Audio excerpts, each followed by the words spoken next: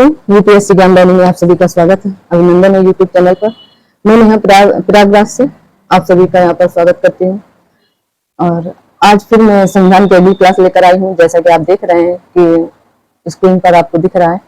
यहाँ पर बात करते हैं RO 2022 की जो वैकेंसी आने वाली है, लगभग 600 प्लस पद आने वाले हैं। तो आप लोग एकदम लग जाइए तैयारी पे। और उसके लिए राज्यों के उच्च न्यायालय या हाईकोर्ट आप बोल सकते हैं, बहुत इंपॉर्टेंट होता है क्योंकि अक्सर प्रश्न यहाँ से पूछे जाते हैं। तो आप लोग इसे एक बार देख सकते हैं, पढ़ सकते हैं। आपको अच्छा लगे तो शेयर और कमेंट भी कर दिया करिए। तो कहते हैं RO 2022 की जो वैकेंसी आ रही है, आप एकदम से अभी से लग जाइए। संघर्ष जितनी जल्दी करना स्टार्ट कर देंगे तो इतनी जल्दी खत्म भी हो जाएगा, क्योंकि बिना संघर्ष तो राम भी भगवान नहीं बने थे। पहले तो अभी भी उनको कुछ लोग पुरुषोत्तम ही मानते हैं कि पुरुषों में सबसे उत्तम है, पर वो भगवान कब बने? जब राम भगवान तभी बने जब वो बन गए थे, और बन 14 साल के लिए गए थे। मैं ऐसा उदाहरण आपके पास या आप सबके बीच इसलिए रख रही हूँ ताकि आप लोगों को आप लोग खुद मोटिवेट होइए और ये मतलब अपने आप में एक ऊर्जा लाइए कि हाँ PCS 2023 वाला जो आने वाला है वो तो आने ही हर साल आती है वैकेंसी, कुछ ना कुछ, चाहे 200 पद आए चाहे 250 पद आए। और RO जो 2022 की आने वाली लास्ट दिसंबर तक एग्जाम होने की संभावनाएं जताई जा रही है। अंदर से बताया जा रहा है कि 2022 लास्ट दिसंबर तक इसका पेपर हो सकता है। और इसकी वैकेंसी है तो अगस्त में आ जाएगी या लास्ट अगस्त तक 100% आनी तय है। तो आप लोग देख रहे हैं जैसे कि राज्यों के उच्च न्यायालय, आइए बस अब इतनी ही बात है। बाकी आप लोग जो तैयारी कर रहे हैं वो खुद ही मोटिवेट रहते हैं, उन्हें खुद ही लगता है कितनी जल्दी सरकारी नौकरी मिले और कितनी जल्दी हम इस जंजाल से छूटे और अपनी दूसरी लाइफ शुरू करें। क्योंकि स्टूडेंट लाइफ कोई तो 11-11, 12-12 साल से लगातार पढ़ ही रहा है, सिर्फ पढ़ रहा है। मतलब हाई स्कूल इंटर के बाद, ग्रेजुएशन के बाद कोई लगा है एकदम 8-8, 10-10 साल से कि शायद अब हो जाए। मतलब एक उम्मीद कहीं ना कहीं जिंदा रहती है और जिंदा रखना ही पड़ेगा। अगर इस जीवन में जीना है या ये जीवन जीना है तो उम्मीद कहीं ना कहीं जिंदा रखनी ही पड़ेगी आपको कि आज नहीं तो कल होगा, लेकिन होगा जरूर। ये आप बिल्कुल निश्चिंत मान कर रहिए। अगर आप लगे हैं लगातार तो आज नहीं तो कल होगा, पर होगा जरूर।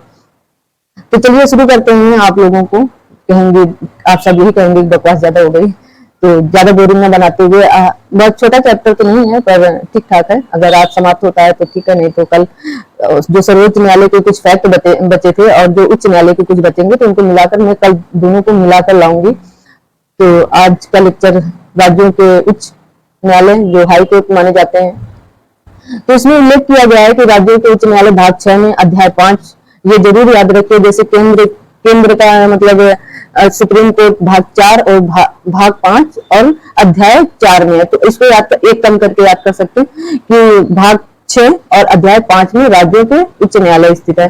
तो इसके अनुच्छेद तो ऐसे 214 से लेकर 237 तक माने जाते हैं, पर हाई कोर्ट में अक्सर आप देखेंगे कि 232 तक ही माने जाते हैं, क्योंकि 233 से अधीनस्थ न्यायालय स्टार्ट हो जाते हैं। इसलिए यहाँ पर 214 से लेकर 232 तक, और नहीं तो अगर पूरा राज्य का देखेंगे तो कि अधीनस्थ भी उसी में आ जाए, जिला न्यायाधीश भी आ जाए और अधीनस्थ भी आ जाए, तो फिर 214 से लेकर 237 तक माना जाता है यहाँ का। ठीक है, तो आगे देखते हैं कि क्या क्या अनुच्छेद कहते हैं। पहले आप अनुच्छेद देख लीजिए। इसका 2 PDF है, मैं इंक्लूड ही नहीं कर पा रही थी कि दोनों PDF एक साथ कैसे बनाई थे, पर मतलब जोड़ ही नहीं पा रहे थे, तो इसलिए अलग अलग है। तो आप लोग देख लीजिए। पहला है कि अनुच्छेद 214 में राज्यों के लिए उच्च न्यायालय, प्रत्येक राज्य के लिए एक उच्च न्यायालय होगा, ऐसा कहा गया है।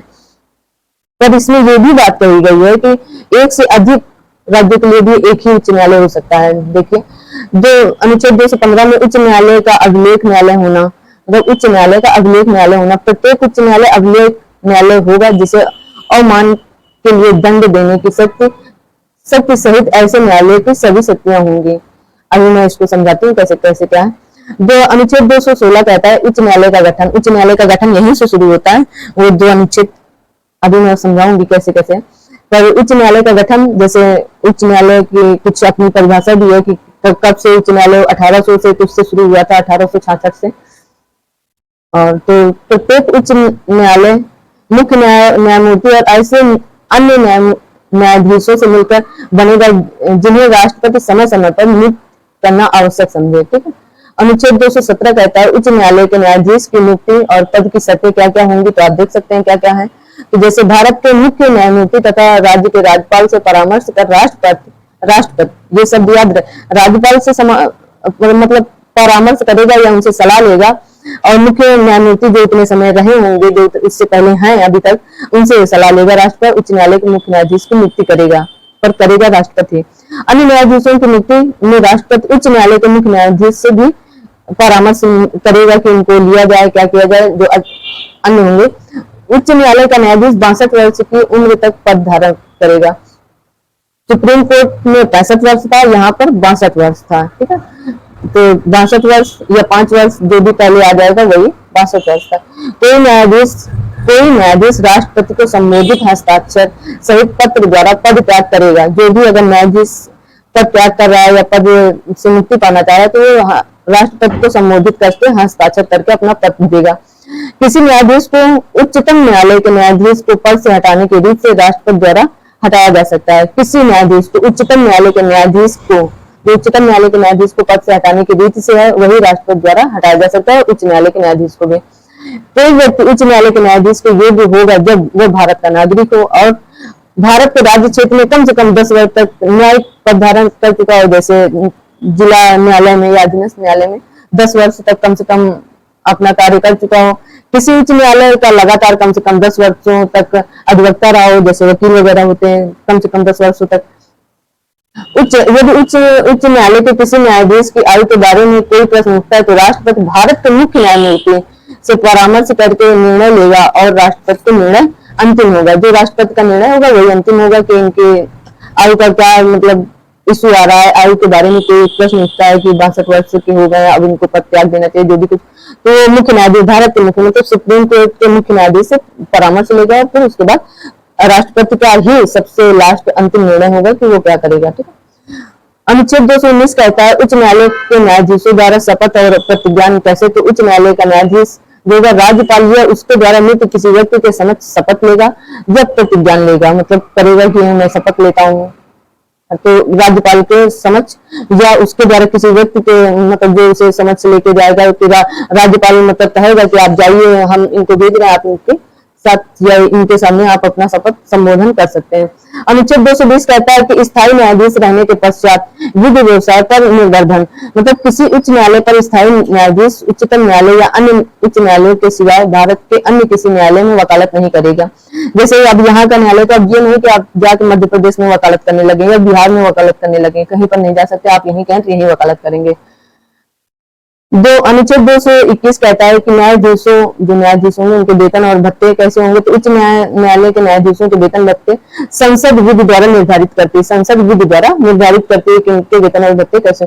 अनुच्छेद 222 कहता है कि किसी न्यायाधीश का एक उच्च न्यायालय से दूसरे उच्च न्यायालय का स्थानांतरण मतलब अंतरण कैसे होगा, तो राष्ट्रपति भारत के मुख्य न्यायमूर्ति से परामर्श कर किसी न्यायाधीश का एक से दूसरे उच्च न्यायालय में मतलब अंतर या स्थानांतरण कर सकता है, अनंतरण कर सकेगा। अनुच्छेद 224 अपर और कार्यकारी न्यायाधीशों की नियुक्ति कैसे कैसे होती है आप देख सकते हैं, अनुच्छेद 224 के अंतर्गत है, बहुत इंपॉर्टेंट क्वेश्चन है। 224, 225 और 226, तो किसी उच्च न्यायालय में कार्य की अधिकता या होने पर राष्ट्रपति किसी अरहित जो उस पद के लिए मतलब अर्हता रखता हो व्यक्ति को 2 वर्ष या उससे कम के लिए अपन न्यायाधीश नियुक्त कर सकेगा। किसी उच्च न्यायालय में मुख्य न्यायमूर्ति के अतिरिक्त किसी न्यायाधीश की अनुपस्थिति या असमर्थन होने पर राष्ट्रपति किसी अहर्ता रखता हो अहर्त व्यक्ति को कार्यकारी न्यायाधीश नियुक्त कर सकेगा। अपर या कार्यकारी न्यायाधीश 62 वर्ष की आयु तक पद धारण करेगा, इससे ज्यादा नहीं। अब आता है अनुच्छेद 226 जो हमारे मूल अधिकारों के विषय में भी इनको शक्ति दी गई है संरक्षण करने के लिए। कुछ रिट निकालने की उच्च न्यायालय की शक्ति है। प्रत्येक उच्च न्यायालय को अपने अधिकार वाले राज्य क्षेत्रों में मौलिक अधिकारों में से किसी एक को प्रवर्तित कराने के लिए और किसी अन्य प्रयोजन के लिए निर्देश, आदेश या रिट, बंदी, प्रत्यक्षीकरण, परमादेश, प्रतिषेध, अधिकार परीक्षा और उत्प्रेषण या इनमें से कोई निकालने की शक्ति होगी। तो यहाँ पर एक बंदी प्रत्यक्षीकरण 1, परमादेश 2, प्रतिषेध 3, अधिकार परीक्षा 4, उत्प्रेषण या इनमें से तो 5 रिटें हैं। लेकिन मतलब इसमें बताया गया है कि इसमें 6 रिटें होती हैं। मैं उन 6 रिटों को लेकर आई हूँ, मैं उनको दिखाऊंगी अभी। उच्च न्यायालय की इस शक्ति द्वारा उच्चतम न्यायालय को प्रदत्त शक्ति का अल्पीकरण नहीं होगा। ठीक है, मतलब इससे ये नहीं होगा कि उच्चतम न्यायालय में भी ये शक्तियां तो उनका अल्पीकरण हो जाए, ऐसा कुछ नहीं है, क्योंकि उच्च न्यायालय की अपनी शक्तियां अलग होती हैं और केंद्र की अपनी शक्तियां अलग होती हैं। टिप्पणी जो है कि अनुच्छेद 32 में सर्वोच्च न्यायालय की अधिकारता मूल अधिकारों को लागू करने तक सीमित है। अनुच्छेद 226 इसलिए अनुच्छेद 226 को 32 से अंतर्गत बड़ा माना जाता है। मैं आपको देखो बताती हूँ यहाँ पर उच्च न्यायालय की अधिकारता मतलब मूल अधिकारों के अतिरिक्त किसी अन्य प्रयोजन के लिए भी है और वैकल्पिक उपाय होने पर उच्च न्यायालय मामले की सुनवाई से इनकार कर सकता है, अर्थात उच्च न्यायालय की यह अधिकारता विवेकाधीन है। ठीक है, ये प्रश्न बिल्कुल याद रखिए अनुच्छेद 226 के तहत क्या क्या बातें कही गई हैं। अनुच्छेद 227 कहता है सभी न्यायालयों के अधीक्षण की उच्च न्यायालय की शक्ति क्या क्या हो, तो प्रत्येक उच्च न्यायालय राज्य क्षेत्र के अधीनस्थ सभी न्यायालयों और अधिकरणों का अधीक्षण करेगा। मतलब जितने भी अधीनस्थ न्यायालय होंगे तो जाहिर सी बात है कि उच्च न्यायालय सब कुछ करेगा, क्योंकि उसके ऊपर सुप्रीम कोर्ट है, तो सुप्रीम कोर्ट उच्च न्यायालय का करता है फिर, और मतलब हाई कोर्ट अधीनस्थ न्यायालयों का करेगा। अनुच्छेद 228 कुछ मामलों का उच्च न्यायालय को अंतरण, जैसे मैंने बताया कि यदि उच्च न्यायालय का यह समाधान हो जाता है कि उसके अधीनस्थ न्यायालय में लंबित किसी मामले की विधि का कोई सर्वान प्रश्न नहीं है, तो वह उस मामले को अपने पास मंगा लेगा और मामले को स्वयं निपटा सकेगा, या उस प्रश्न का निर्णय कर मामले को अधीनस्थ न्यायालय को सौंपेगा कि आप इसका निर्णय करें कि कैसे क्या है। ये इनमें शक्ति अनुच्छेद 228 के अंतर्गत। अनुच्छेद 229 के अंतर्गत उच्च न्यायालय के अधिकारी और सेवक तथा वे क्या क्या है उनके, तो उच्च न्यायालय के अधिकारियों और सेवकों की नियुक्ति उच्च न्यायालय का मुख्य न्यायाधीश या उसके द्वारा निर्दिष्ट अन्य न्यायाधीश या अधिकारी करेगा। जैसे कुछ होते हैं अधिकारी के उनको सेवक रखे जाते हैं या व्यय करने के लिए कैसे कैसे यहाँ पर खर्चा कुछ देख के आया, पता करके आइए कैसे ऐसे, तो वो कर सकते हैं। अनुच्छेद 231 के अंतर्गत कहा गया 2 या अधिक राज्यों के लिए एक ही उच्च न्यायालय की स्थापना की जा सकती है। जैसे अभी वर्तमान में तेलंगाना और आंध्र प्रदेश के बीच है कि अमरावती जो अभी लेटेस्ट 25वां हाई कोर्ट बना है 2019 में, तो आप उसे भी देख सकते हैं। अब आता है अधीनस्थ न्यायालय। अब इतना ही नहीं है, मैं उसको अभी डिटेल करूंगी। तो अधीनस्थ न्यायालय क्योंकि वहां पर 232 तक की अनुच्छेद थे, 231 है और 232 तक के 231 में कहा गया 2 या अधिक राज्यों के लिए भी एक ही उच्च न्यायालय हो सकता है। तो अधीनस्थ न्यायालय आता है भाग 6 के अध्याय 6 में। अधीनस्थ न्यायालय आता है अनुच्छेद 233 जिला न्यायाधीशों की नियुक्तियां कैसे कैसे होंगी, तो आप देख सकते हैं जिला न्यायाधीशों की नियुक्तियां पद स्थापना और जो पदोन्नति होती है, तो पदोन्नति राज्यपाल उच्च न्यायालय से परामर्श करके करेगा। राज्यपाल उच्च न्यायालय से परामर्श करके करेगा। वह व्यक्ति जो संघ या राज्य की सेवा में नहीं है कम से कम 7 वर्ष तक अधिवक्ता या प्लीडर आप लोग जान सकते, जैसे वकील वगैरह होते, प्लीडर रहा है या उसकी नियुक्ति के लिए उच्च न्यायालय ने सिफारिश की है, जिला न्यायाधीश के लिए पात्र होगा। अनुच्छेद 234 कहता है अनुच्छेद 234 कहता है न्यायिक सेवा में जिला न्यायाधीशों से भिन्न व्यक्तियों की भर्ती। आप इसे याद करना चाहते हैं, इतना इंपॉर्टेंट नहीं है, पढ़ लीजिएगा, राज्यपाल द्वारा नियमों को। अनुच्छेद 235 कहता है कि अधीनस्थ न्यायालय का नियंत्रण कौन करता है, तो जिला न्यायालय और अधीनस्थ न्यायालयों का नियंत्रण अधिकारी की पदस्थापना, प्रोन्नति और छुट्टियां देना उच्च न्यायालय करेगा। सब कुछ उच्च न्यायालय देखता है। यहाँ पर शॉर्टकट में थोड़ा सा दिया था, आप इसे देख सकते हैं कि उच्च न्यायालय भारतीय संविधान के तहत राज्यों के न्यायिक या प्रशासन में शीर्ष स्थान है राज्यों में, और केंद्र में या पूरे भारत में तो सुप्रीम कोर्ट है। प्रावधान भाग 6 के अंतर्गत अध्याय 6 के तहत अध्याय 5 के तहत आता है अनुच्छेद 214 से 231 तक, वैसे 232 तक प्रत्येक राज्य के लिए एक उच्च न्यायालय अपवाद सहित है, क्योंकि कई जगह एक 2 राज्यों के बीच में एक ही उच्च न्यायालय है। ठीक है, अधीनस्थ न्यायालय भारतीय संविधान भाग 6 अध्याय 6 में 233 से लेकर 237 तक दिया गया है। विशेषताएं क्या है देख लीजिए। अभिलेख न्यायालय उच्चतम न्यायालय को अभिलेख न्यायालय न्यायाधीशों की नियुक्ति राष्ट्रपति द्वारा होती है। 62 वर्ष के ऊपर त्याग राष्ट्रपति को संबोधित अपने हस्ताक्षर सहित लेख द्वारा प्रत्युत कैसे होगा, तो सर्वोच्च न्यायालय के न्यायाधीशों को हटाने की प्रक्रिया के समान ही उनकी प्रक्रिया होगी। ठीक है, तो देख सकते हैं। अब भारत में कुल 25 उच्च न्यायालय हैं। उच्चतम न्यायालय के न्यायाधीशों की आयु सीमा 60 वर्ष तक है। ये गलत है, 62 वर्ष तक है, पहले 60 वर्ष तक थी, तो अब 62 वर्ष हो गई है। उच्च न्यायालय का राज्य केंद्र एक से अधिक पर अधिकार क्षेत्र है। ठीक है, इलाहाबाद उच्च न्यायालय में कुल 81 नहीं, अब और बहुत ज्यादा हो गए, 100 समथिंग है। 1862 में बना था। तो Allahabad supreme court, Allahabad high court 1866 में बना था। सबसे पहले कोलकाता, मुंबई, मद्रास था, इसके बाद इलाहाबाद आया था। तो इसमें 81 न्यायाधीशों के साथ सबसे अधिक न्यायाधीश 81 में शायद 126 न्यायाधीशों के साथ सबसे अधिक है इतने समय, क्योंकि 50 या क्या ऐसे कुछ बाद में जुड़े थे।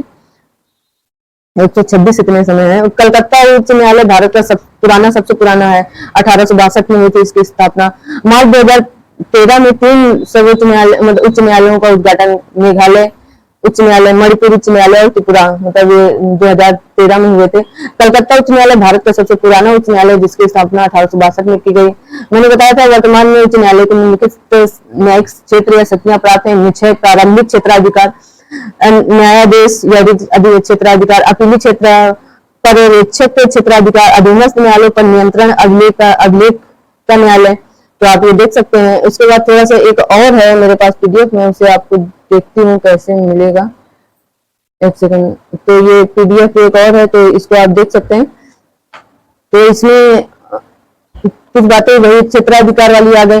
मैंने इसमें ये जो अधिकार मतलब ये डिटेल है तो मैंने उनको डिटेल में दिया आपको कि प्रारंभिक क्षेत्राधिकार इसका अर्थ है कि उच्च न्यायालय को कुछ मामलों में बिना किसी अपील के भी सीधे सुनवाई का अधिकार है, केवल हाई कोर्ट में, ठीक है।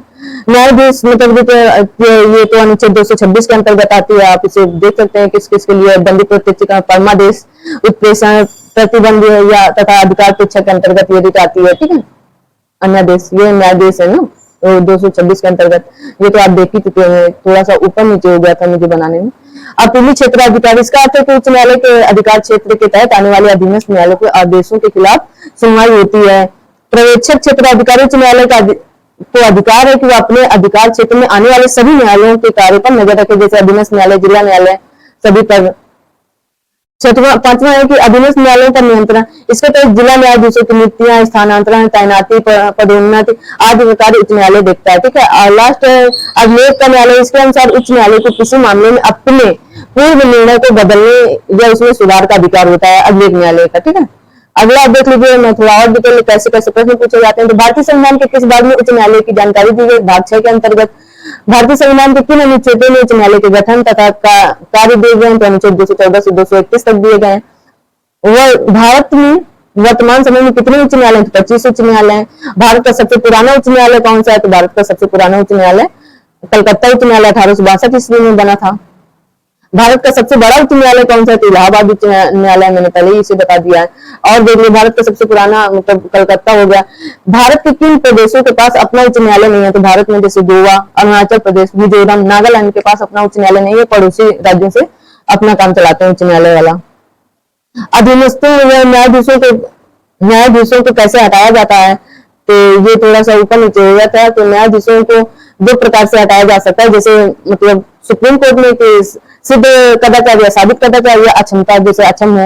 और ये वाला आप पढ़ सकते हैं थोड़ा सा सारा। उच्च न्यायालय के न्यायाधीशों जैसे है, उच्च न्यायालय के न्यायाधीशों को राष्ट्रपति के आदेश पर पद से हटाया जा सकता है। राष्ट्रपति ऐसा सिर्फ तब कर सकता है जब न्यायाधीशों को हटाने का आदेश संसद द्वारा उसी सत्र में पारित किया गया। इस प्रस्ताव को विशेष बहुमत अर्थात 2/3 सदस्यों के समर्थन के बाद ही संसद में पारित किया जा सकता है, ठीक है। 2/3 सदस्यों के बाद ही पारित किया जाता है। अब देखिए न्यायाधीश जांच अधिनियम 1968 के अनुसार उच्चतम न्यायालय के न्यायाधीशों को उच्च न्यायालय के न्यायाधीशों को उच्चतम न्यायालय के न्यायाधीशों के अनुसार ही महाभियोग की प्रक्रिया द्वारा हटाया जा सकता है। इसी के साथ राष्ट्रपति को भी महाभियोग के द्वारा हटाया जा सकता है। अभी तक उच्च न्यायालय के किसी भी न्यायाधीश को महाभियोग की प्रक्रिया के द्वारा नहीं हटाया गया। ये याद रखिएगा कि कहीं प्रश्न पूछ ले, आप बोल रहे कि नहीं। हाँ, फिर उच्च न्यायालय के न्यायाधीशों का वेतन कितना है आप देख सकते हैं। उच्च न्यायालय के न्यायाधीशों का वेतन, उच्च न्यायालय के मुख्य न्यायाधीश का वेतन 2,80,000 प्रतिमाह होता है और बाकी न्यायाधीशों का 2,50,000 वेतन होता है। यहाँ पर मैंने ये साथ मतलब दे दिया कि आप अगर ज्यादा में कुछ पढ़ना चाहें तो इतना सा पढ़ लीजिए कि भारतीय संविधान के अनुच्छेद 214 में कहा गया प्रत्येक राज्य का एक राज्य उच्च न्यायालय होगा। 2 से अधिक राज्यों के लिए एक न्यायालय हो सकता है। अनुच्छेद 231 के तहत कहा गया, ये बात आप याद रखिए। वर्तमान में भारत में कुल 25 उच्च न्यायालय है। आंध्र प्रदेश के अमरावती में देश का 25वां उच्च न्यायालय स्थापित किया गया 1 जनवरी 2019 को। इन उच्च न्यायालयों का अधिकार क्षेत्र कोई राज्य विशेष या राज्यों और केंद्र शासित प्रदेशों के एक समूह होता है। उदाहरण के लिए जैसे पंजाब और हरियाणा उच्च न्यायालय पंजाब और हरियाणा क्षेत्रों के साथ केंद्र शासित प्रदेश चंडीगढ़ को भी अपने अधिकार क्षेत्र में रखता है। उच्च न्यायालय भारतीय संविधान के अनुच्छेद 214 भाग 6 और अध्याय 5 के अंतर्गत आता है, ठीक है। तो ये आज का लेक्चर था। अगर आप जैसे कहेंगे कि 25 उच्च न्यायालय का नाम बता दीजिए, तो मैं सबसे पहले सबसे पुराना देखो कोलकाता था, फिर उसके बाद मुंबई बना 1862 में, कोलकाता, मुंबई, मद्रास, ये तीनों एक साथ बने थे। फिर चौथा इलाहाबाद बना था, इलाहाबाद उच्च न्यायालय 1866 ईस्वी में बना था। फिर कर्नाटक बना 1883 ईस्वी में, पटना 1916 ईस्वी में। और जैसे आप उन्हें कहेंगे तो मैं टेलीग्राम पे उनकी पीडीएफ डाल दूंगी, इनका मतलब फोटो खींचकर आपको भेज दूंगी। और 25वां आंध्र प्रदेश 1 जनवरी 2019 को बना है, जिसमें आंध्र प्रदेश अधिकार क्षेत्र पीठ अमरावती में है। जैसे खंडपीठ, जैसे खंडपीठ भी इनकी अमरावती में है। तेलंगाना है, जैसे तेलंगाना का तेलंगाना में हो गया है 1 जनवरी 2019 को, तभी ये 25वां हो गया। पहले ये दोनों एक ही थे, अमरावती हैदराबाद, तो फिर अलग हो गए। अब जैसे किनकी खंडपीठ है, तो कोलकाता की पोर्ट ब्लेयर है, मुंबई की नागपुर और पणजी है। जैसे गोवा का अपना कोई उच्च न्यायालय नहीं है, तो वो मुंबई वाले से काम चलाता है, ठीक है। औरंगाबाद है, चेन्नई, मद्रास का है अपना सब कुछ, इसमें तमिलनाडु और पांडिचेरी आता है मद्रास में। इलाहाबाद की खंडपीठ लखनऊ है, और गुवाहाटी की खंडपीठ कोहिमा और आइजोल है। राजस्थान की खंडपीठ जयपुर है, और मध्य प्रदेश के ग्वालियर और इंदौर है। जैसे मैं यहाँ बता रही थी आपको कि अधीनस्थ अपीलीय अधिकारिता में क्या क्या आएगा, तो आप अपीलीय अधिकारिता में आप देख सकते हैं कि दीवानी और फौजदारी मामले अधीनस्थ न्यायालय के निर्णय के विरुद्ध उच्च न्यायालय में अपील की जा सकती है, ठीक है। न्यायिक पुनर्वलोकन का अधिकार है, उच्च न्यायालय संसद तथा राज्य विधानमंडल द्वारा पारित किसी कानून की वैधता का परीक्षण कर सकता है, किसी कानून की वैधता का परीक्षण कर सकता है। संविधान के उपबंधों के अनुसार न होने पर उसे असंवैधानिक घोषित कर सकता है, परंतु उच्च न्यायालय के निर्णय के विरुद्ध उच्चतम न्यायालय में अपील की जा सकती है। उच्च न्यायालय के निर्णय के विरुद्ध उच्चतम न्यायालय में अपील की जा सकती है, ये बताया गया है। न्यायिक पुनर्वलोकन का अधिकार है। प्रारंभिक अधिकारिता मैंने बताया कि 226 के अंतर्गत जितनी वो रिटें आती हैं, 5 प्रकार की रिटें, तो दंडित प्रत्यक्षीकरण, परमादेश, प्रतिषेध, अधिकार परीक्षा और उत्प्रेषण, ये आप याद ही कर सकते हैं, अच्छे से याद कर लीजिएगा, ठीक है। जैसे कि बताया जा रहा है यहाँ पर कि अनुच्छेद 234 के अनुसार जिला न्यायाधीशों के अतिरिक्त राज्य की न्यायिक सेवा में नियुक्ति राज्य लोक सेवा आयोग तथा उच्च न्यायालय के परामर्श से राज्यपाल द्वारा की जाएगी। जिला न्यायाधीशों के अतिरिक्त कहीं भी राज्य की न्यायिक सेवा में नियुक्ति होगी, तो लोक सेवा आयोग, राज्य के लोक सेवा आयोग तथा उच्च न्यायालय के परामर्श के द्वारा राज्यपाल द्वारा की जाएगी, ठीक है।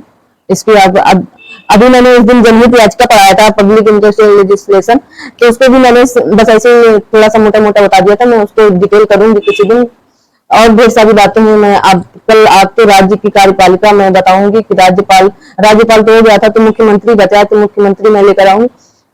और बस आज का लेक्चर यहीं तक। आप लोग अच्छे से पढ़ते रहिए और आर एग्जाम को बिल्कुल फोकस रखिए, क्योंकि दिसंबर 2022 में इसका पेपर होने वाला है, और उसके लिए ये high court, supreme court most important है। हर हाल में 1 से 2 क्वेश्चन आते ही आते हैं, हर बार आते हैं, और इस बार भी आएंगे। और जो भी इसमें डाउट हो आप कमेंट कर सकते हैं, मैं उसका उत्तर कमेंट के द्वारा पिन कर दूंगी, या आपको मैं पहले भी बताऊंगी कि मेरा टेलीग्राम ग्रुप भी है, आप वहां ज्वाइन कर सकते हैं। मैं वहां पर लिंक भी शेयर करती हूँ, तो आप वहां से ज्वाइन कर सकते हैं। और जो भी कोई भी समस्या हो आप सभी की, तो वो भी शेयर कीजिए।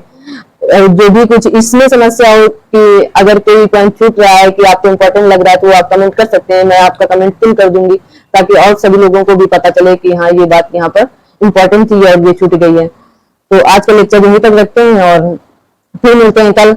और हो सकता है मैं शाम को एक लेक्चर लेकर आऊं, तो आप लोग उसे भी, मैं सोच रही हूँ कि आप लोगों को भूगोल भी स्टार्ट किया जाए, क्योंकि बहुत ज्यादा समय नहीं बचा है, इसलिए आर के लिए। तो मैं सोच रही हूँ 1 दिन में 2 लेक्चर डाला जाए।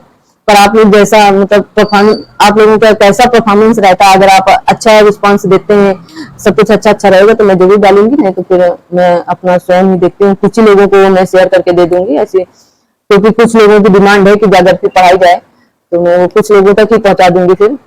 तो आज का लेक्चर मैं यहीं तक रखती हूँ। आपका दिन शुभ हो, और स्वस्थ रहिए, मस्त रहिए, अपना ख्याल रखिए, सिर्फ और सिर्फ अपना ही ख्याल रखिए। Thank you so much.